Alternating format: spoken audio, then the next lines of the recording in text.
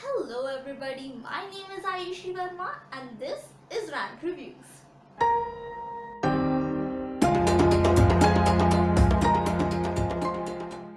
With this coronavirus pandemic going around and wreaking havoc to our life schedules, we have all immersed ourselves into this Netflix culture, and that has led me to the discovery of this amazing masterpiece that is The Last Summer.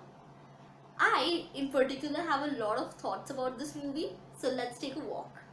So, the movie starts off with a good old classic narration about how this summer is not just a summer, it's the summer. It's a summer that will be written in legends, and the way the narrator talks about it, it's like they're gonna die after the summer ends. Like, they're gonna die after they go to college. You're not dying, you're just going to college. Basically, this movie is Love Actually, but like Netflix-ized, meaning it's like a summer teen comedy with just like the weirdest characters, just weird characters. So basically, this movie has a lot of short stories which are all sort of entwined, but more or less there is a main story which is Griffin and Phoebe's story. So that's the story we're gonna focus on today.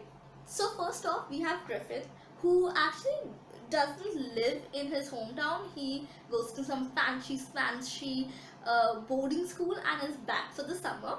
And then we have Phoebe, who is trying to get into NYU, and so she's making this documentary movie situation so that she can get a scholarship, and that means no boys.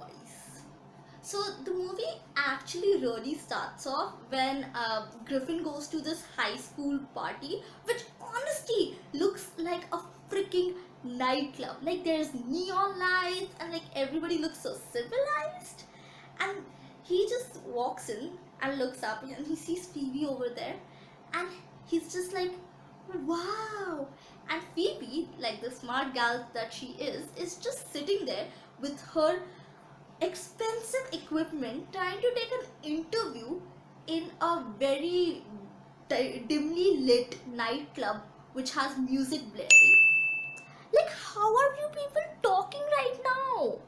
So basically, Griffin agrees to do an interview for Phoebe's documentary, and for some reason he gives the weirdest interview. Like, he gives it like he's 80 years old. He's like, oh my god, with these kids, with their Snapchatting and their fun having. What teenager talks like that? And this, of course, leads to a deep conversation between these two people, which leads to Griffin basically asking Phoebe out. And then Phoebe says no because she has to concentrate on the study, which is like, good for you, girl. But then Griffin decides that he can't take rejection, so he puts his mind to it. He thinks about it. He makes an excellent plan to make a playlist. And surprisingly, she gets impressed by this and they start texting. And Griffin hits her with these great lines such as, link up for old movie tonight. Long story short, they start dating. Shocker. So later in the movie, they sort of have a fight about which barbecue place is best. And then there is this whole montage of them just stuffing their faces, like having a full-on mukbang. And I don't know how, but that leads them to...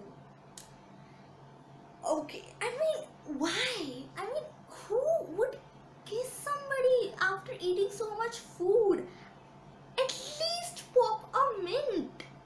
So anyways, after this, Griffin is just walking somewhere, I guess, and he sees his dad kiss another lady, and he's like, but then he is conflicted and obviously a little upset by it, so he goes to Phoebe to talk to her about it. And when the door opens, there is a secret that is revealed, that the girl, the lady that Griffin's dad was kissing, was actually Phoebe's mom. What?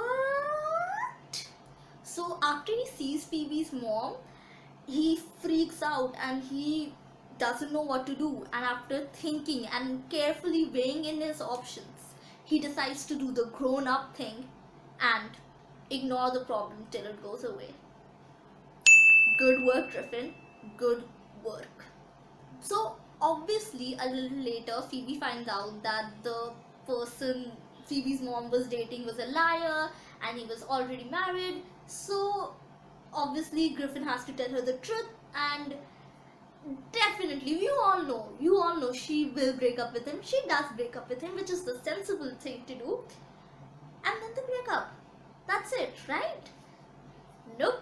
That leads to the sad montage of them just going about their lives, but with like a sad, darky filter on it. So Griffin, being the smarty that he is, he goes to Phoebe's mom and apologizes and tries to make things right with her. And then he goes to Phoebe's documentary showing where he's all cute and adorable and sad and disheartened. And for some reason, he just walks to this fair circusy situation and he's just like standing there, and I don't know how did she even know? Like Phoebe walks in and they just look at each other, and apparently in movie world it means that all the problems are gone. You know, the problem of this movie is not the acting. The people have done great acting and the storyline is a little lacking, yes, but it's just so exaggerated. I mean, I get it, arts do require some kind of exaggeration, but this is like to the next level hyperbolic. Like, you have made a high school party into a freaking nightclub. You get what I'm saying? Like, everything is so on the extremes. Like, these people are like, this is the last summer. No, summers after these exist. Like, you will exist after this, and all the things they say about like their lives will end, and you know, stuff will become harder. No, it doesn't. I'm in college and I can tell you, like, college is definitely much more easier than school. School is a lot of pressure, but college just takes a lot of that away. So I don't even know what these people are complaining about. So that's all I have for you guys today. Please press the like button if you like this video. Subscribe to my channel. Bye.